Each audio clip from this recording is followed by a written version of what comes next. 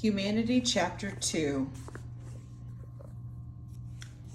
Chapter 2, Culture. The word culture is so common that we hear or read it almost every day.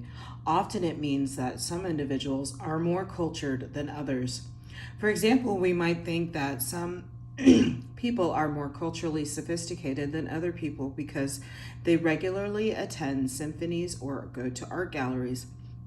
Perhaps you have heard someone complain about the popular culture of sitcoms, TV, reality shows, action adventure movies, rap music, tattoos, and other body art, such as body piercings.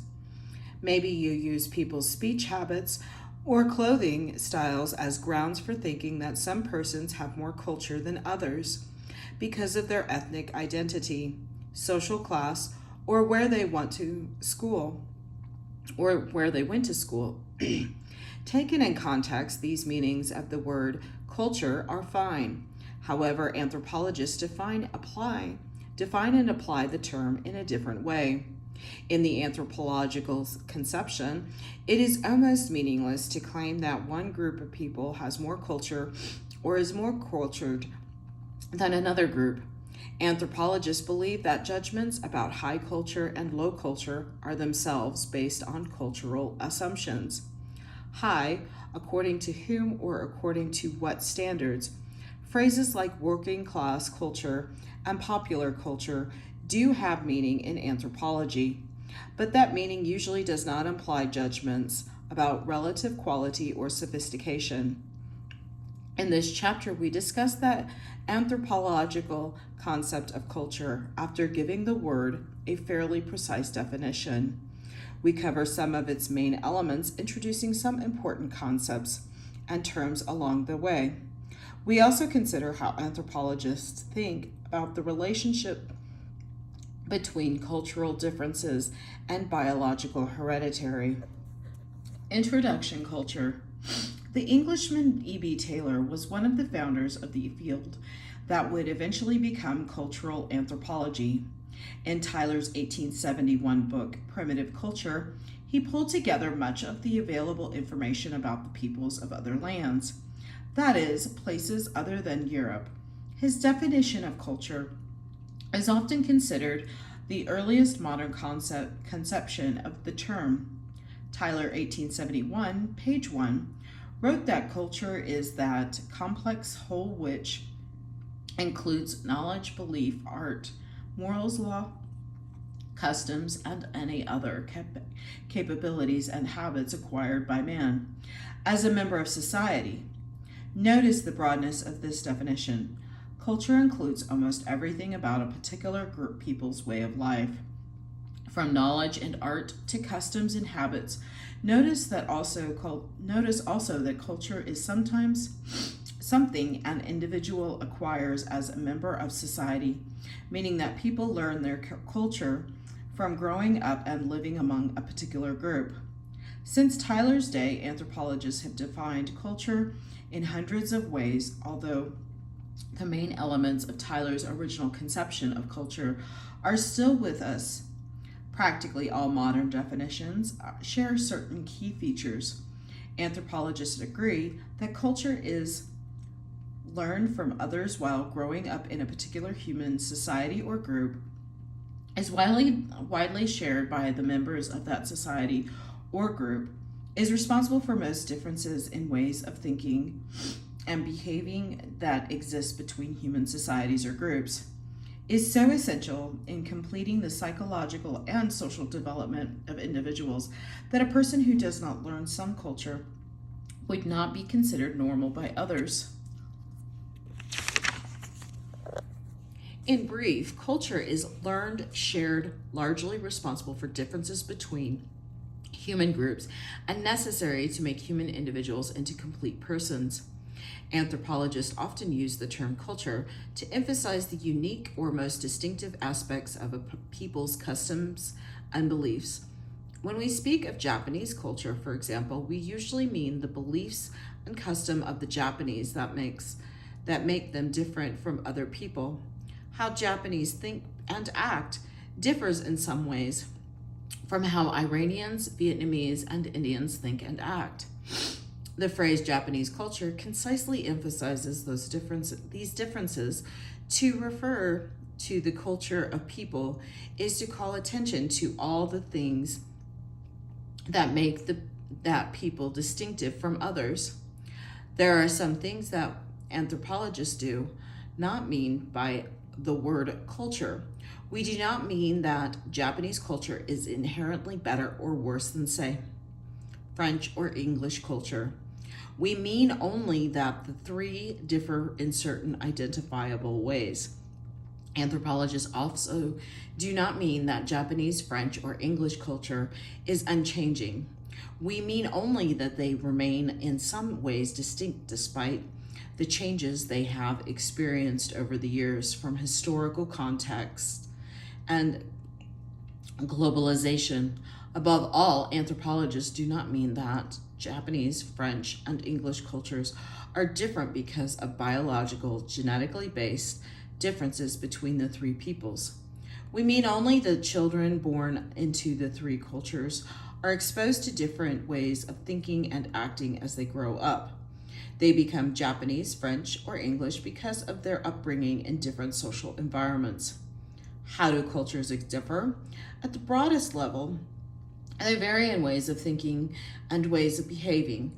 Ways of thinking means what goes on inside people's heads, how they perceive the world around them, how they feel about particular people and events, what they desire and fear, and so forth.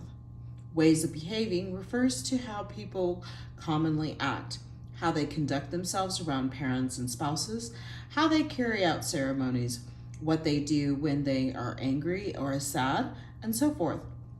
Obviously, thoughts and actions are connected. How we act depends in part on how we think. In turn, how we think depends in part on how people around us behave, because our observations of their actions shape our thoughts. Ways of thinking and behaving interact and are interdependent, but because neither completely determines the other, anthropologists commonly distinguish between them by using the terms knowledge and behavior. An analogy with language will help clarify why this distinction matters. All the knowledge, information you have in your head about how to communicate by talking is language. What you actually say or talk about in particular situations is speech. Although you could not communicate without mastering a language, that knowledge alone does not tell you what to talk about or what to say. Your speech depends on the situation, who is present, your goals at the moment, and how you and others define the occasion, and so forth. Cultural knowledge includes all the information about the world and society that children learn and adults apply during their lives. It is what you know because you were born into a given group at a certain time.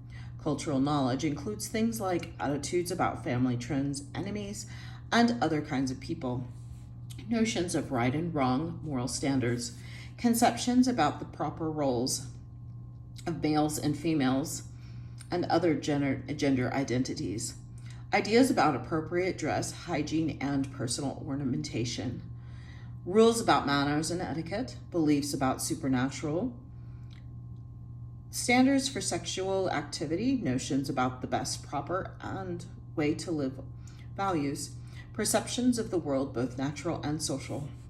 This list could be expanded to include all other knowledge that members of a society or other group learn from previous generations.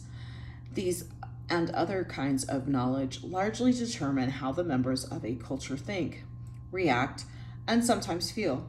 In this text, we sometimes use words like beliefs and ideas as synonyms for cultural knowledge. Behavior includes all the the things people regularly do or how they habitually act. Regularly and habitually imply that members of the same culture generally adopt similar behaviors in similar situations, e.g. in church, on the job, at a wedding or a funeral, visiting friends, sitting in a classroom. Anthropologists are usually more interested in these regularities and habits, in what most people do most of the time in similar situations, than in the behavior of particular individuals.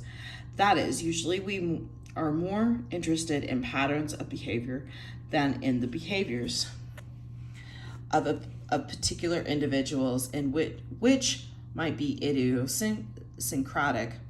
To avoid repetition, we sometimes use the terms behavior and actions as synonyms for patterns of behavior. Defining culture. It is useful to have a formal and fairly precise definition of culture. Culture is the shared, socially learned knowledge and patterns of behavior, characteristics of some group of people. This definition seems simple and perhaps even plain common sense, but in fact, each part of it is problematic, as we now discuss. Shared. Culture is collective. It is shared. People brought up in a given culture are mostly able to communicate with and interact with one another without serious misunderstandings and without needing to explain what their behavior means. Individuals who share the same culture usually do not have to explain their intentions or actions to one another so as to avoid cultural misunderstandings. The characteristics that some group of people share as culture is intentionally imprecise. The nature of the group that shares culture depends largely on our interests. The people who share a common cultural tradition may be quite numerous and geographically dispersed, as illustrated by phrases like Western culture and African culture. We use such phrases whenever we want to emphasize differences between Africans and Westerners. However, in this context, the hundreds of millions of people to whom culture refers are so scattered and diverse that the term group has little, if any, meaning. On the other hand, the group that shares a common culture may be small. Some Pacific Islands or Amazonian tribes, for instance, have only a couple hundred members, yet the people speak a unique language and have distinct customs and beliefs. We often assume that people who share common culture are members of the same nation state, country. Identify a cultural tradition with a single nation is sometimes convenient because it allows us to use phrases like Canadian culture or Chinese culture. The identification of culture and country is reasonably accurate for some countries like South Korea and Japan. Although both of these nations have immigrants and foreign residents, and Japan has an indigenous culture, the Ainu. However, the giant neighbor of South Korea and Japan, the People's Republic of China, recognizes 56 minority peoples, some of whom have traditional homelands within China that are labeled autonomous regions on maps. Most modern nations contain a lot of culture diversity within their boundaries. This is especially true for nations with a history of colonialism. For example, the internationally recognized national borders of most African and South Asian countries are a product of their South history as colonies, not of their indigenous cultural or ethnic identities. That is, more often than not, colonizing nations created boundaries between their colonies to further their own interest rather than to reflect cultural distinctions and ethnic divisions. See chapters 4 and 16.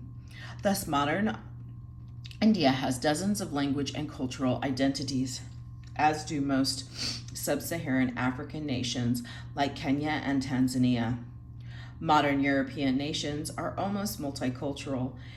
Migrants from North Africa, Turkey, South Asia, and other regions now work in European countries like France, Germany, and Great Britain. The immigrants enriched their host countries with new cuisines, festivals, music, and other cultural practices. But they also take jobs and have different beliefs and behaviors. Some Native Europeans view immigrants as a political threat and as endangering their own way of life. In 2009, the citizens of Switzerland were so anxious about immigrants from Islamic countries that they voted for a law against building more minarets, the towers that identify Muslim mosques. France at one point legally banned the headscarves worn by many Muslim women. European resentments increased greatly in late 2015 when tens of thousands of Syrians fleeing conflict in their homeland became refugees in many European countries. Are a few of them Islamic terrorists? Will they take our jobs or lower our wages? Can our social safety net support them? Will they follow our laws or undermine our culture? In addition to increasing diversity within most nations today, there are other complexities of the word shared. Individuals have a cultural identity, meaning they define themselves partly by the cultural group in which they were raised or with which they identify. Your cultural identity helps define who you are, along with your ideas about your gender, race, and other features.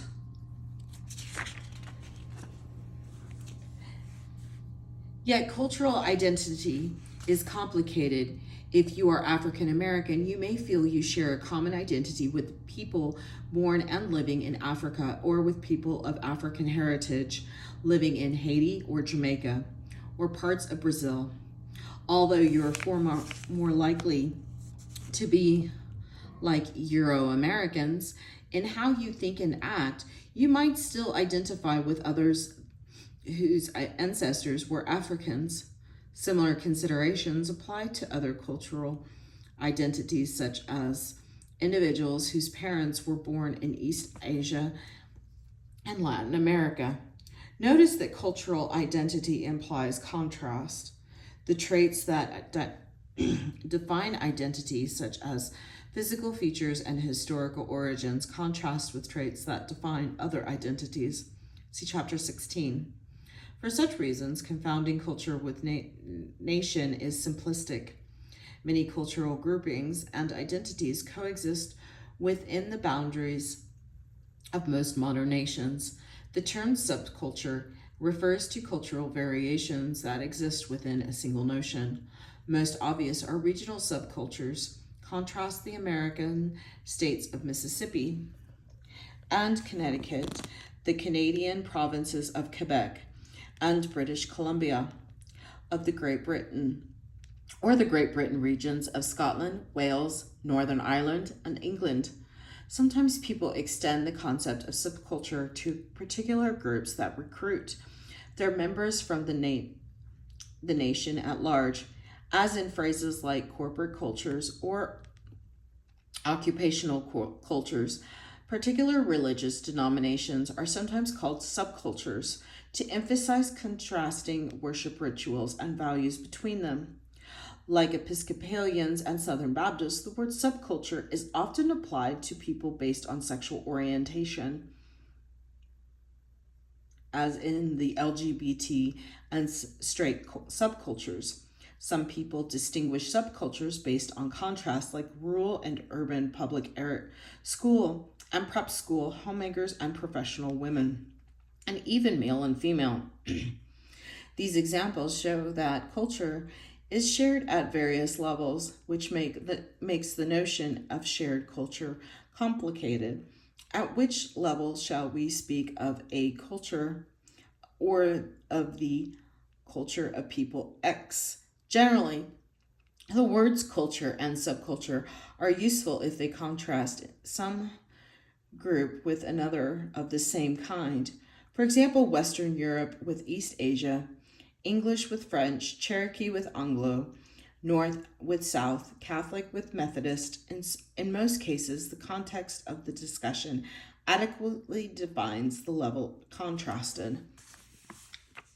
The word subculture is often applied too loosely. However, it is most useful when it points out to distinctions that have many dimensions. For example, if gay subculture refers only to sexual orientation, then the word subculture is not very useful. It becomes more meaningful if it refers to a broader contrast between straights and gays in values of life and lifestyles. Also, the more similarities there are between the members of the groups we wish to contrast, the less meaningful the concept of subculture becomes. Not just any difference between groups should be called subcultural. Otherwise, even families could be subcultures. Distinction based on criteria like occupation, employment status, or type of school are so vague that they have limited usefulness. For all these reasons, saying that culture is shared by some group of people, it is not a simple matter. In the global society of the 21st century, some people think the entire world is headed toward sharing a single culture, a monolithic global culture. This possibility is discussed in Global Challenges and Opportunities. Socially learned. Individuals who do not invent their culture know more than each generation invents its own language. Rather, the members of any given generation learn their culture from previous generations. In time, they transmit that culture to future generations, albeit with some challenges or some changes. Of course, during their lifetimes, some people have more influence on their culture than others, but even very innovative and creative people build on the cultural knowledge their group has learned from previous generations. The process by which infants and children learn the culture of those around them is called socialization or enculturation. Learning one's culture happens as a normal part of childhood. To say that culture is learned from others seems commonsensical, but it has several important implications that are not completely obvious. To say that culture is learned implies that it is not transmitted to new generations through biological reproduction. Culture does not grow out of a people's gene pool or a biological makeup, but is something that people born into the group develop as they grow up. Africans, East Asians, Europeans, and Native Americans do not differ in their cultures because they differ in their genes. They do not differ culturally because they differ biologically. Any human infant is particularly capable of learning the culture of any human group or biological population, just as any child can learn the language of whatever group that child is born into. To state the main point in a few words, cultural differences and biological differences are largely independent of one another. To say that culture is socially learned is to emphasize that people do not learn it primarily by trial and error. The main ways children learn culture are intentional instruction by others, such as family members and teachers, observation and the imitation of the behavior of others, such as peers and role models, listening and other forms of communication, inference or figuring out things on their own from what they already know from previous instruction, observation, and communication.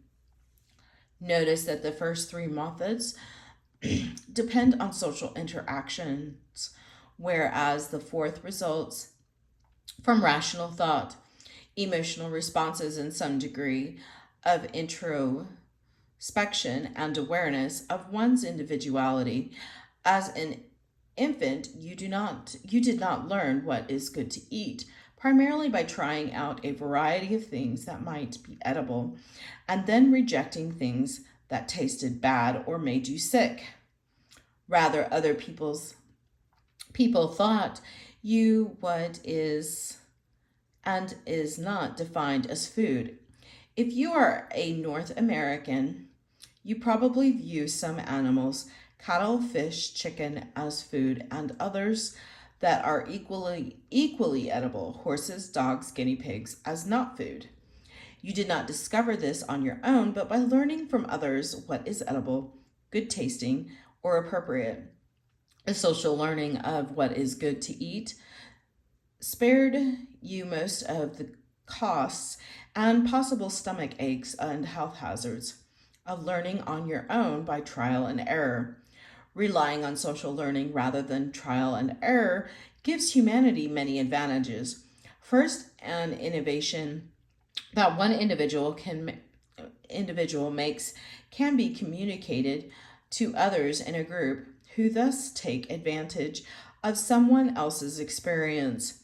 If you recombine the elements of old tools to develop a more effective tool and share your knowledge, other members of your community can also use that better tool. Second, each generation socially learns the culture of its ancestors and transmits it to the next generation, and so on to future generations. Thus, any new knowledge or behavior acquired by one generation is potentially available to future generations. Although some of it is lost or replaced, by this process of repeated social learning over many generations, knowledge accumulates. People alive today live largely from the knowledge acquired and transmitted by previous generations, even innovators, who often receive much credit and reward, build off what previous generations have learned and socially transmitted. They recombine existing things and ideas into something new. No easy task, and also not entirely their idea. Third, because culture is socially learned, human groups are capable of changing their ideas and behaviors very rapidly. Biological evolution resulting from genetic change is slow because it relies on biological reproduction. In contrast, no genetic change and no biological evolution need occur for the knowledge of and behavior patterns of a human population to be massively transformed. Furthermore, your genetic makeup is fixed at conception during the course of your life. However, your ideas and actions are able and likely to change dramatically. In some, culture is learned, not inborn, which means that cultural differences cannot be explained by biological, genetic differences between groups of people. The fact that culture is socially learned gives humanity some big advantages over the other animals. Innovations can spread, knowledge can accumulate over time, and people's ideas and actions can change rapidly in a single generation. Social learning has a downside too.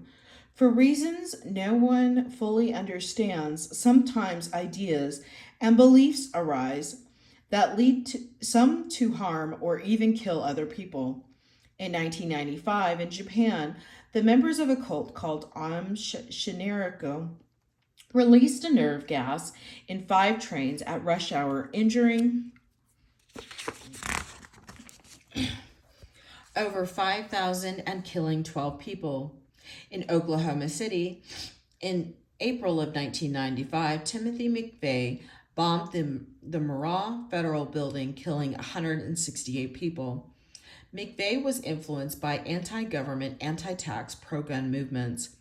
This was the worst terrorist attack on American soil until September 11th of 2001.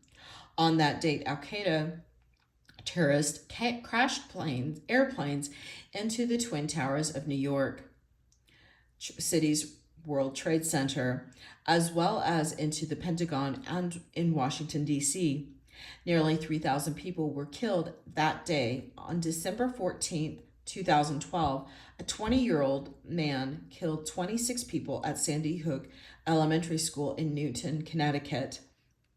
Even more people died in 2007 when a student killed 32 in a mass shooting at Virginia Polytechnic Institute.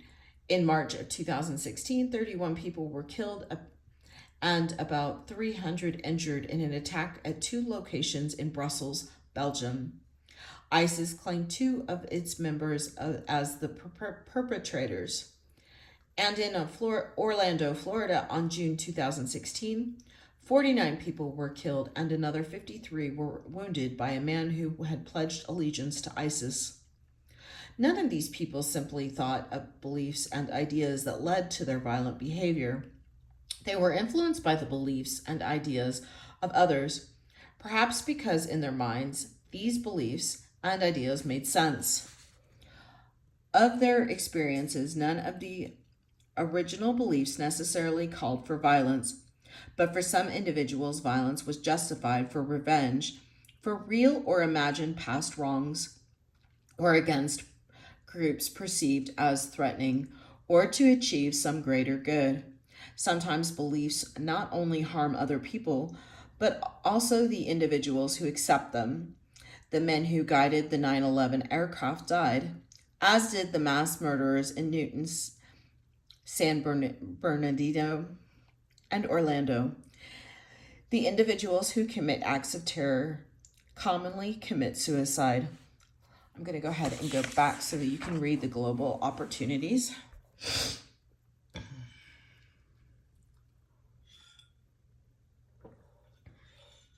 Feel free to pause the video.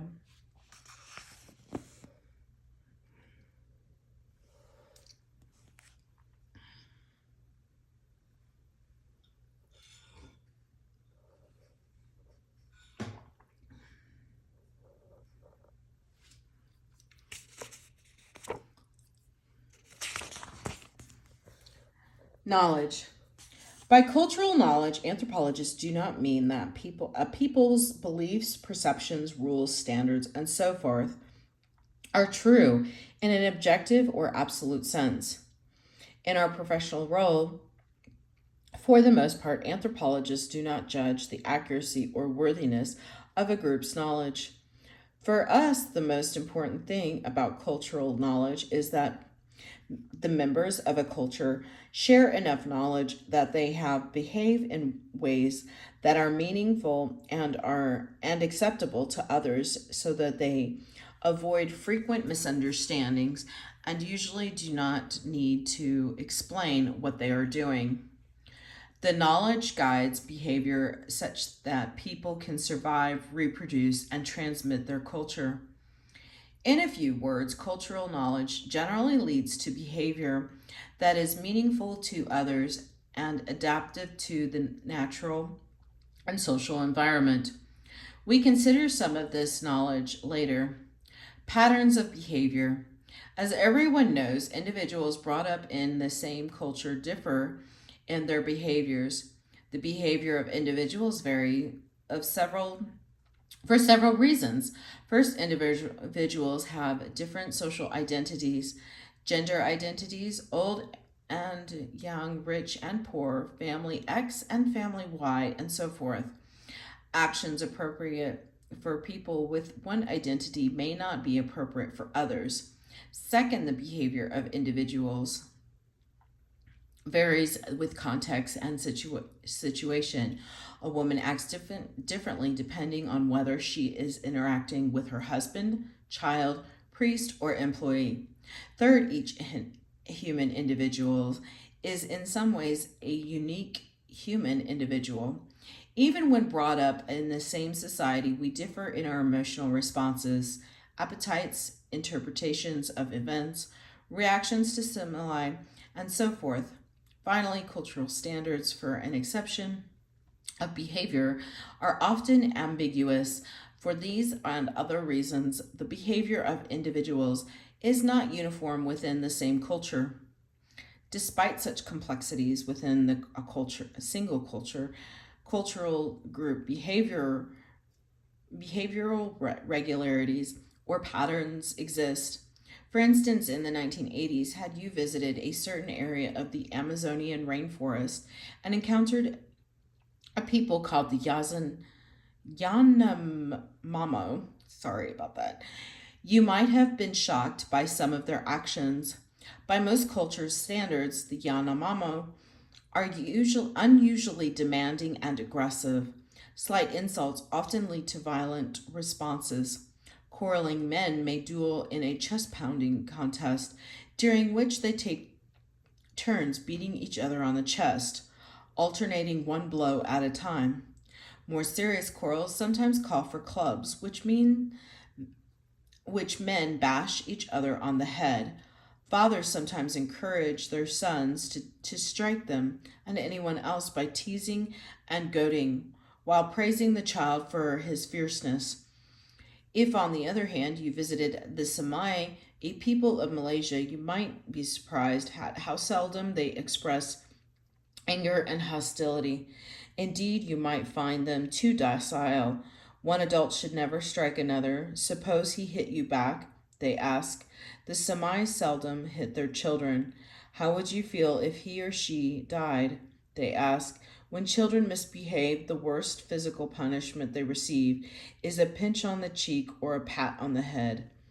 Ethnographer Robert Denton suggests one reason for this nonviolence of the Semai children who are seldom exposed to physical punishment, that when they grow up, they have an exaggerated impression of the effects of violence. The contrasting behavioral responses of the Yanomamo and the Semai people illustrate an important characteristic of most human behavior: its social nature. Humans are supremely social animals, interacting with others throughout most of their lives in patterned social relationships. Anthropologists give special attention to the regularities of these patterned relationships, including things such as how family members interact, how families and males relate to one another, how political leaders deal with subordinates, and so forth. The concept of role is useful to describe and analyze interactions and relationships. Individuals are often said to have a role or to play in some group roles, usually carry names or labels such as mother in a family, student in a classroom, accountant in a company, and headman of a Yanomamo village. Attached to a role are the group's expectations about what people who hold the role should do. Learning to be a member of a group includes learning the expectations of its members. Expectations include rights and duties. The rights or privileges defined by my role include the benefits the group members agree I should receive as a member. My duties or obligations include other group members' expectations of my behavior. Rights and duties are usually reciprocal. My right over you is your duty to me, and vice versa. My duties to the group as a whole are the group's rights over me, and vice versa. If I adequately perform my duties to the group, then other members reward me just as I reward them for their own role performance. By occupying and performing a role in a group, I behave in ways that others find valuable, and I hope that some of my own wants and needs will be fulfilled. Conversely, failure to live up to the group's expectations of roles performance is likely to bring some sort of informal or formal punishment. Among the Yanomamo, young men who refuse to stand up for themselves by fighting a ridiculed and may never amount to anything, the shared knowledge of roles and expectations is partly responsible for patterns of behavior. Defining culture as shared and socially learned knowledge and behavior seems pretty inclusive. Actually, through though anthropologists do not consider some things to be cultural that most other people do. For example, many anthropologists do not see architecture and art objects such as painting and sculptures as part of people's culture. They are rather physical representations and material manifestations of cultural knowledge. They are products of expressions of culture rather than aspects of culture.